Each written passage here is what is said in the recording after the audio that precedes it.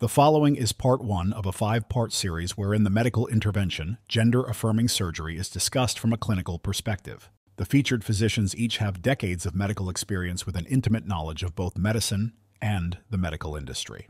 In this first video, we will discuss general surgical concepts such as informed consent, age of consent, common surgical complications, and general overview information of these procedures. The intention of this series is to take an objective, scientific look at these intersex operations. As such, the content at times will be explicit, and the viewer should take precaution and use discretion when viewing.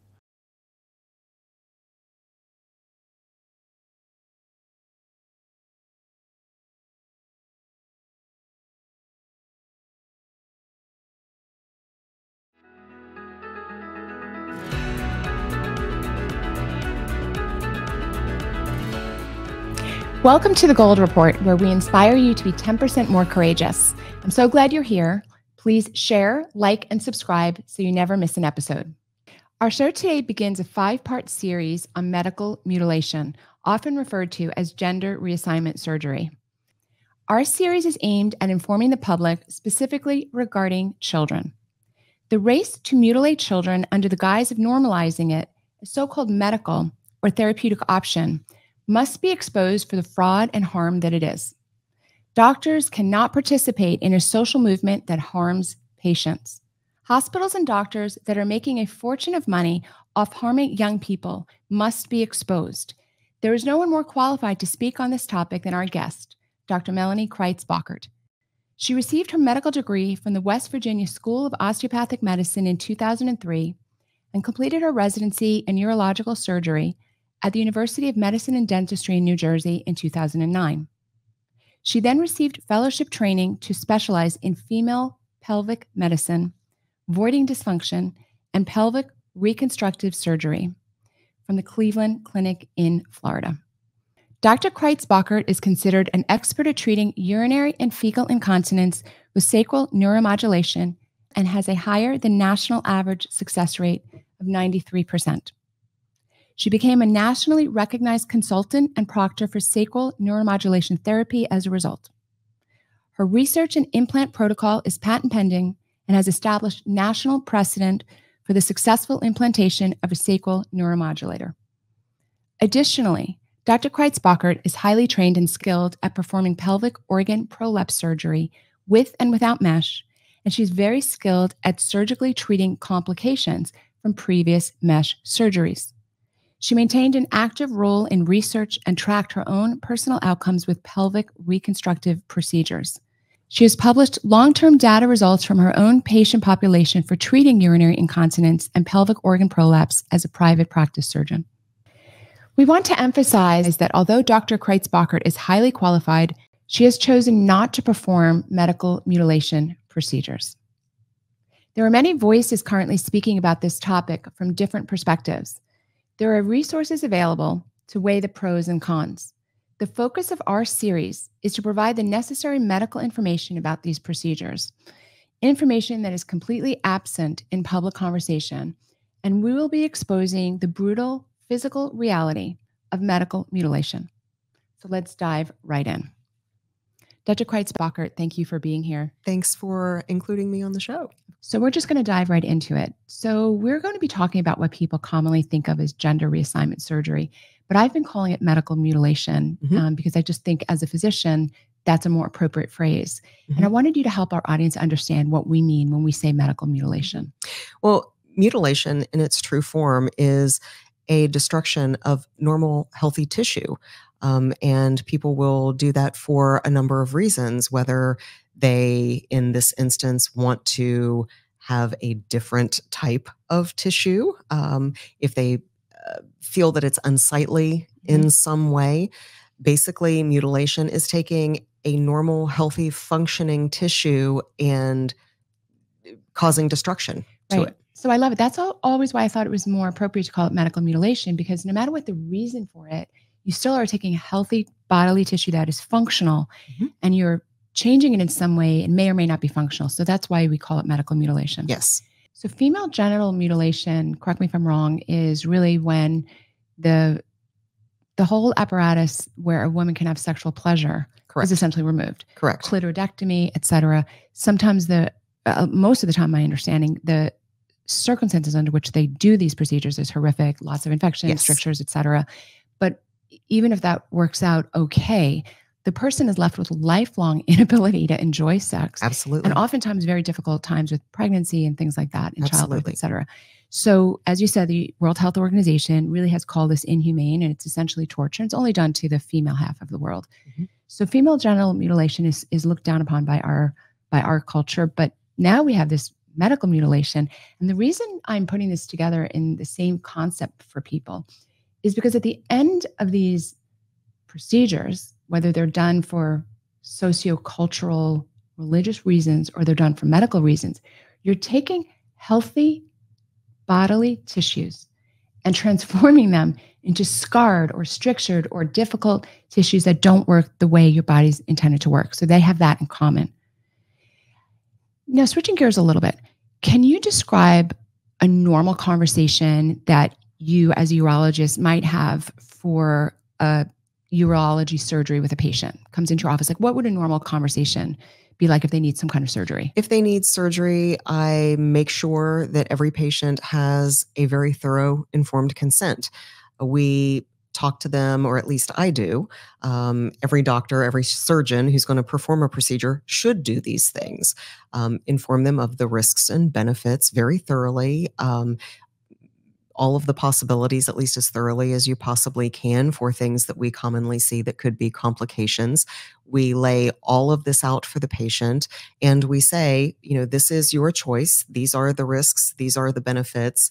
I particularly like to outline as many of the non-favorable outcomes that could possibly occur so that a patient is not left with the assumption that everything is going to be sunshine and rainbows after surgery. And I use the phrase with patients, no surgery is 100% guaranteed to be a success.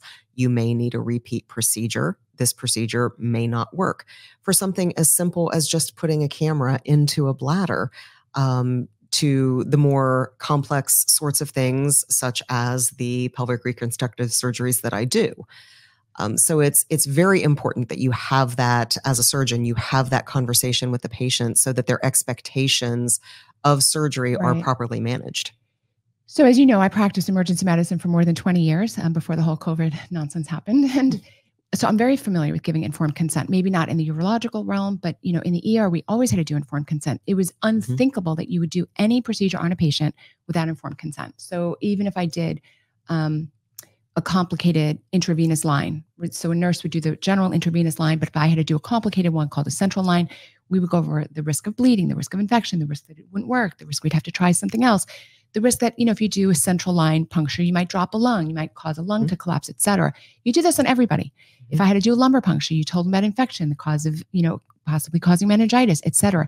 Even if the risk was remote, you do it. I'm spelling this out because for our non-physician audience, they may not know that this is absolutely part and parcel of being a doctor. A certain amount of time is spent on discussing informed consent, and you go over everything. It's a very comprehensive list. It's infection usually, bleeding, there can be some nerve damage, there can be swelling, there can be pain. Those are obviously easy ones. The fact the procedure might not work, it might not do what it's supposed to. The fact that you might cause a worse problem.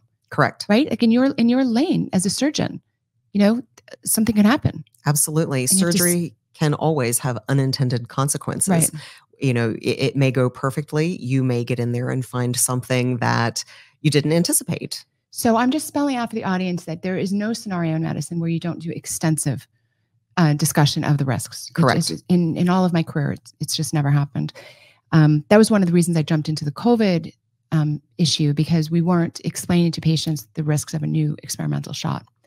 So do you think that most surgeons are able to give an accurate, informed consent on these medical mutilation or gender reassignment surgeries, given the lack of data to show the benefits of the procedure, to show that they're beneficial? Like, is it even possible to do informed consent?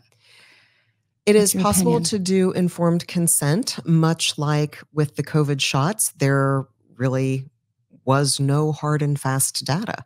In this instance, we have very rudimentary what we call long-term data. This is based on older procedures that were done in the past. Newer, more modern procedures, more refined procedures still are in the phase of being studied, long-term data. So at this point in time, informed consent would have to include pure speculation. And in some instances, I think that some surgeons may be leaving those things out to tell the patient, this may not be anticipated, but this is something that certainly could happen. Right. But when you're talking about permanent physiological changes, do you not agree, just from an ethical standpoint, that you might want extremely strong evidence of the benefits? And there is no systematic review that states that there is strong evidence of benefits. Sir, are you aware of how the quality evidence grading system works and how it's applied? Yeah, we've read through it. That's why I'm citing these journals. So which journal says something different? We should have that debate. Tell me a journal that has done systematic reviews that cites different evidence, that cites strong evidence for benefits of these therapies. The standards of care were developed based on extensive... You're not telling me any journal, you're not telling me any study. Don't say standards of care. Yeah. So... tell me one. The standards of care. That's the standards of care. That's not a journal, that's not a study. That's not an organization, that's not an institution. You're just saying words. When it comes to the standard of care, which is a phrase that's very important in medicine, is this meeting the standard of care? When it comes to the standard of care, Dr. Crites-Bachert, do you feel that there has been studies and observations to support the care guidelines that have been implemented? In other words, they're calling certain things standard of care, but do you think compared to other procedures that you've done, other surgeries, do you think that they've really met this standard of care, or are they just saying it's the standard of care? At this point in time, fellowship programs for transgender medicine are only about 5 to 7 years old. So those guidelines for standard of care are still in the process of being refined.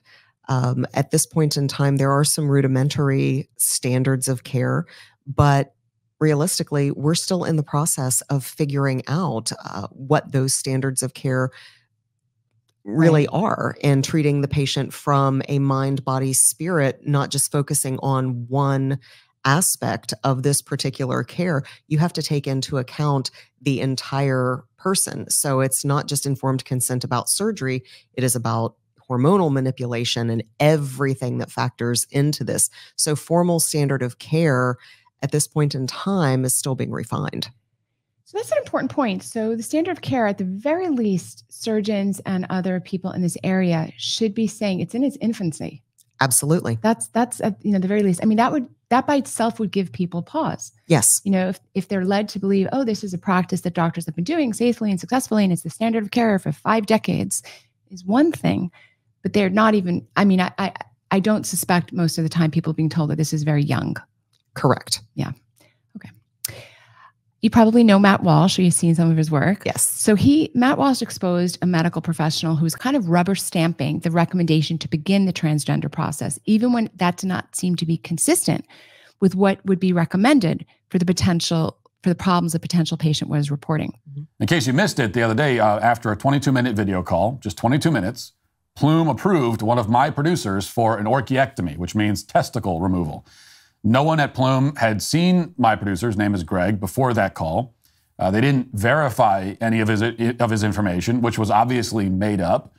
No one at Plume thought that there was anything odd about all of this, even though Greg made precisely zero effort to pass as a woman. Plume just rubber-stamped Greg for testicle removal. All he had to do was send $150 for the letter. And in return, Plume sent Greg a letter saying that he has gender dysphoria so that insurance would pay for his testicle removal, even though he repeatedly told them that he didn't have gender dysphoria.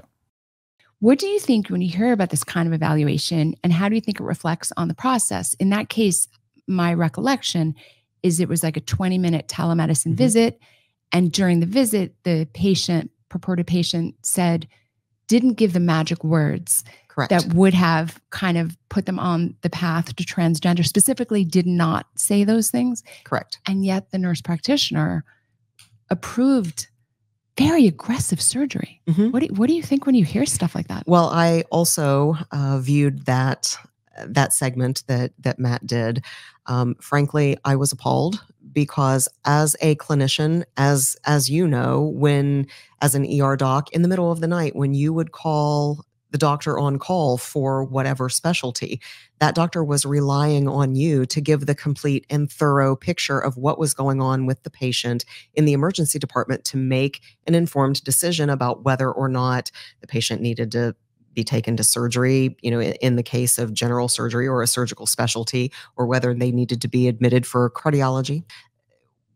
What I'm trying to say is we rely on one another. Yeah. And if one of us as a team effort is not giving the full story, that puts me at risk. That puts you at risk. It puts everybody at risk. And the poor patient is the one that suffers ultimately for it. So frankly, I was appalled because that is not, unequivocally not the standard of care. That oath that we take, first do no harm, if you are rubber stamping something such as that, the patient is going to suffer for that. And then I cannot, and other physicians cannot trust their colleagues to give the full story. Yeah.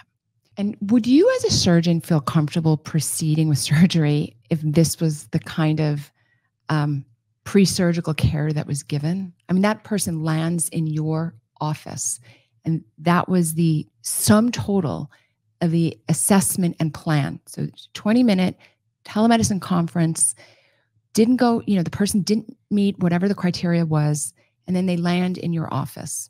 How would you feel as a surgeon, even not on these kinds of cases, but if that was the sum total of background that you had on a case like that, I just have to believe that you would not proceed.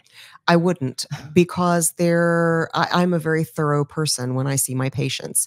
And for instance, if somebody is referred to me for a prolapsed bladder, for instance, lots of times those patients come in with a diagnosis of prolapsed bladder. And when I examine them, that's not what they have at all, because the person that referred them to me didn't do a vaginal exam. Right. So you have to do some of these things on your own. And for something of this magnitude, where it is so multifactorial for the patient, you simply cannot take a 20-minute consultation and proceed with a surgery, at least in good faith, with the intention of doing no harm.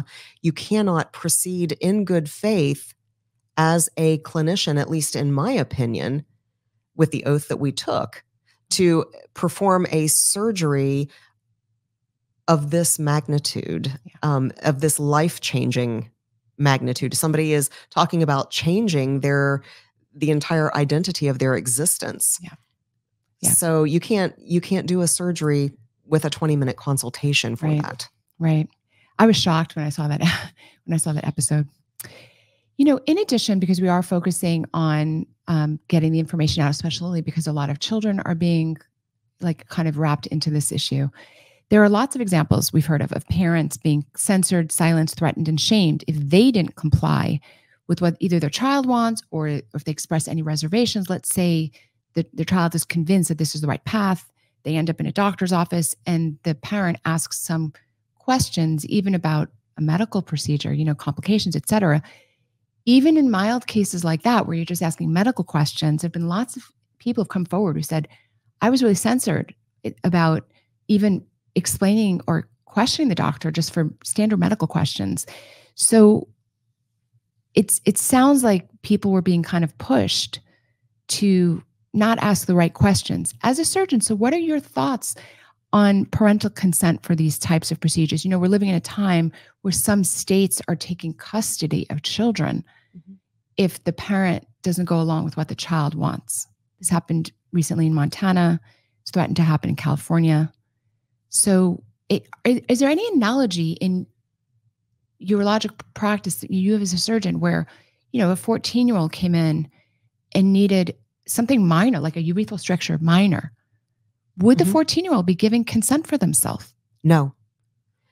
Age of consent is if they are under the age of 18, in some circumstances 16. But legally, under the age of 18 requires parental consent. And that's for really minor things. I remember, in the ER, so there's a law that if you're pregnant, you're considered emancipated for the purposes of the pregnancy, but you're not actually considered emancipated for everything. It's kind of an interesting thing, right?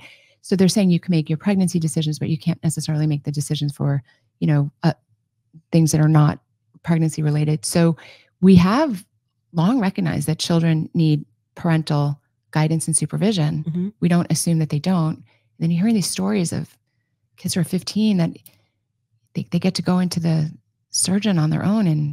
And so we're hearing from you that that's just not even done in any procedure. It's like the only one. Correct. And we are taught in training that whenever we are giving informed consent, we always ask the patient, are there any further questions that I can answer for you? And most of us document in the chart risks, benefits, alternatives discussed with the patient, questions answered to their satisfaction. If you're not asking the patient, if you are not engaging with the patient, because ultimately, even if a person is underage, they are still the patient. They still have the right to ask questions. And if somebody is accompanying a minor as a parent, as a guardian, and they are asking questions about a procedure, that is a very rational, very encouraged, at least it used to be, practice in this realm. It just seems like the doctors have become so biased. I mean, normally a doctor should be pretty neutral about giving information, but they seem to be really, really biased, and they're biased in favor of doing a procedure, which I find, forgetting any kind of social, cultural implications, I just find suspicious because the guy's making a lot of money from it. So, and we'll get to that later, but it seems very one-sided. So just watch out for that. We're going to talk about that in the 5th episode, the financial incentives that doctors and hospitals have to push these procedures. Dr. Crites-Bachert, many physicians are finally realizing that medicine has become very politicized. It's caused a lot of harm. But this has been something that's been on your radar from early. Is this something that has been on your radar since early in your training, or has there been kind of a more recent change in your perception of this? I mean, is this something you thought about 10 years ago, this medical mutilation surgery? Like what role did this play in your life as a urological surgeon? It didn't play a large role in urological surgery. In fact, part of the curriculum does not include transgender medicine. We have to do the standard pediatric rotation. We have to, in some instances, have a transplant rotation.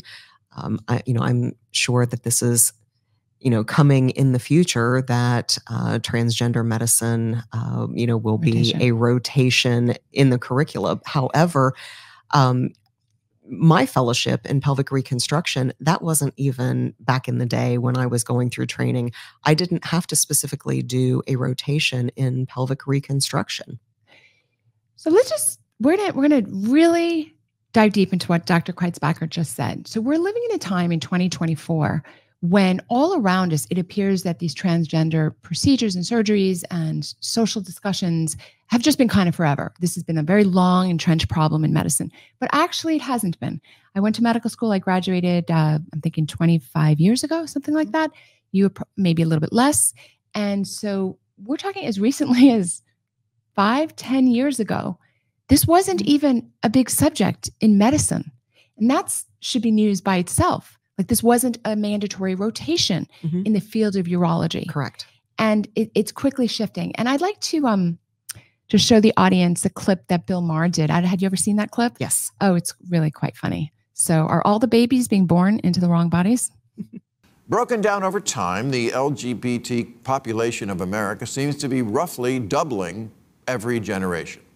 According to a recent Gallup poll, less than 1% of Americans born before 1946, that's Joe Biden's generation, identify that way.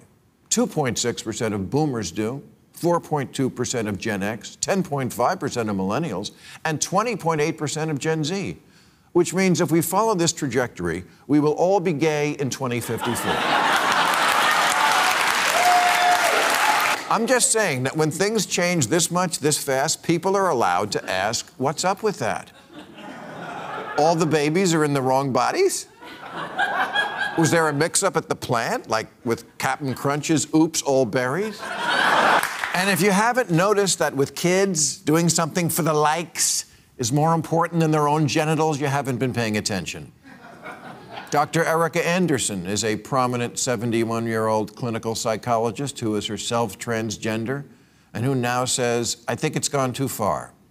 The LA Times summarizes, she's come to believe that some children identifying as trans are falling under the influence of their peers and social media. Is there any data on percentages of people that demonstrate regret over their decision to proceed? And mind you, I know that we haven't gotten into yet the female-male and male-female procedures, but just kind of globally, we hear a lot about the need to do these procedures very rapidly in children, but I'm wondering if there's any data on percentage of people that demonstrate regret over doing these procedures. That's also something very new and in its infancy. Yeah. We've all heard anecdotally lots of stories. I think one of the reasons this subject is very important to me as a physician is because we have a new situation going on in medicine, and the treatment that the industry is offering is life-altering, permanent, fraught with a lot of medical risk. And there's certainly a lot of people who regret going down this road. I guess we can't say yet if it's the majority or a minority, but there's certainly a lot. And in such a situation, I think you have to keep children away from that situation until the data is more clear. That's my opinion. Mm-hmm. If you did perform these types of procedures, how important would you consider post-surgical support and like kind of continued eye on your patient? Like, how important is that? Like the post-surgical? That is exceptionally important. And, in my practice, I monitored my patients. I've published studies of my own 10-year data and following patients at least out to 10 years of my own data. That is something exceptionally important to me. And I think it should be exceptionally important to any surgeon, because the last thing that you want to do is perform a surgery and a patient not be able to reach you or to ask questions. If something occurs that seems a little odd to them and they get concerned about it, that's our job as doctors, is to be there for our patients. Right. And I think that there's two sides to that coin. You have to be there for the patient, and you also, as a surgeon doing the procedures, have to see what happens to the patients over the long haul. Absolutely. That's why going to somebody with 20 years of experience in something is so different than going to somebody who has 2 years of experience. Correct. That's how you refine your technique as a surgeon. I've stopped doing procedures based on outcomes that I have seen from surgeries that I have done that you find, that may not be working as well as, I feel that the patient deserves. So you start refining your technique, you start doing things a little bit differently. It's a constant learning process for you as a surgeon. Right. So that's also something, just general advice to keep your eye on is if you are considering this kind of direction, is a surgeon who has followed their own patients for many, many, many years. Now, this whole field is essentially in its infancy, but you still should try to find surgeons that are invested absolutely in the patients, because there's a lot of fly-by-night folks out there. Do you know of, or do you think there's adequate support if people have regret for doing this type of procedure? Is that something you're familiar with? That's not something that I am familiar with. However, what I will say about that is, since it is in its infancy, how can the full scope of support be there if we are still discovering what that entails? Right. Given as a urological surgeon, given that your part of such a process is very difficult to reverse, what kind of preparation do you think would be ideal prior to performing medical mutilation surgery? Well, I'm a very holistic practitioner, and a number of years ago, 40 years ago, 45 years ago, when patients were considering this, they had to go through a very, very rigorous regimen that addressed everything, mind, body, and spirit, not just surgically, not just hormonally. And it was a very rigorous process to make sure that they were making the right decisions. And it seems that we've gotten away from focusing on the patient as a whole, and we've started focusing on just one aspect and promising patients that life is going to be so much better and different. You know what's interesting? And just to have like a frank conversation with you, whenever you see such a shift in the way things are done, I always think there's multiple motives at work. So we have a medical system that the way it's financed is heavily procedure based. So if you do a procedure in medicine, you get more money than if you're just thinking through a problem. So that's just kind of the milieu in which medicine is practiced. Then you kind of have this social movement that's, saying that the transgender issue is just a massive, huge problem. And then they kind of coalesced. And the result from the medical perspective was, how can we make money on this thing? And the way you make money is by procedures.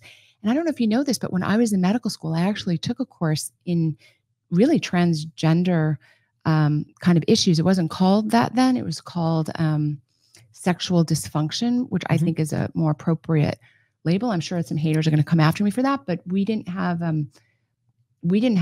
antipathy or positive. It was just another medical situation for us. And I took a pretty extensive course on this. It's called sexual dysfunction. And the way we were taught to handle transgender patients was entirely the opposite of what we're doing now. You had to do years of individual therapy, group therapy.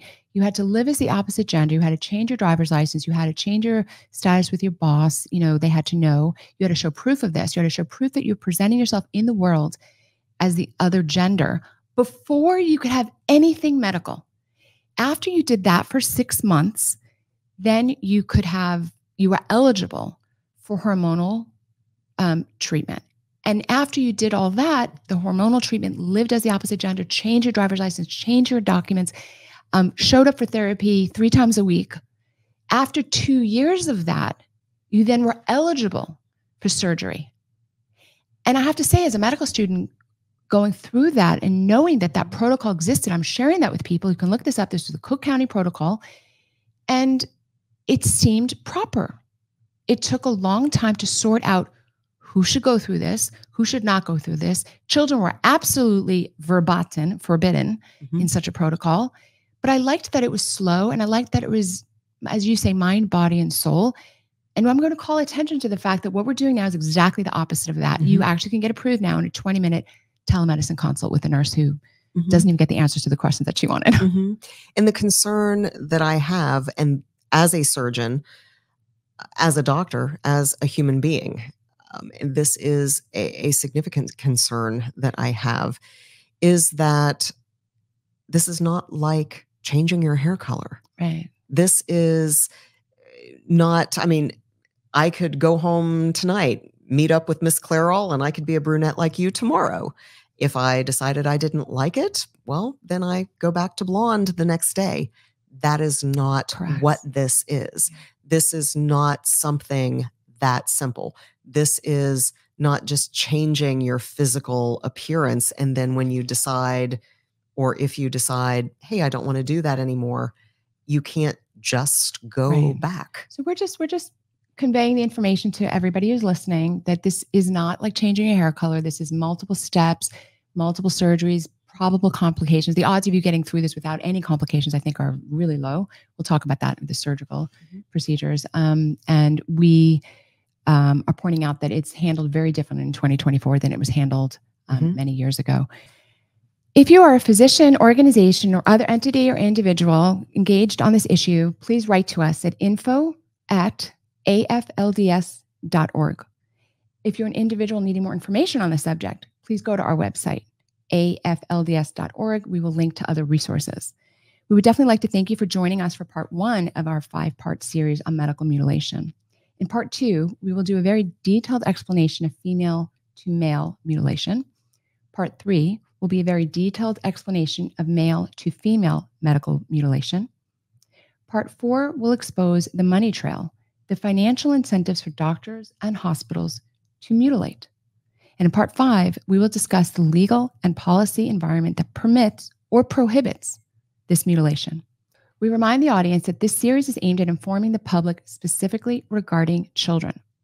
The race to mutilate children under the guise of normalizing it as a so-called medical or therapeutic option must be exposed for the racket that it is. Hospitals and doctors that are making a fortune of money off harming young people must be exposed for their scheme. They must be embarrassed and they must be stopped. Thank you for joining me on The Gold Report, where we inspire you to be 10% more courageous. Remember to like, share, and subscribe. We'll see you next time.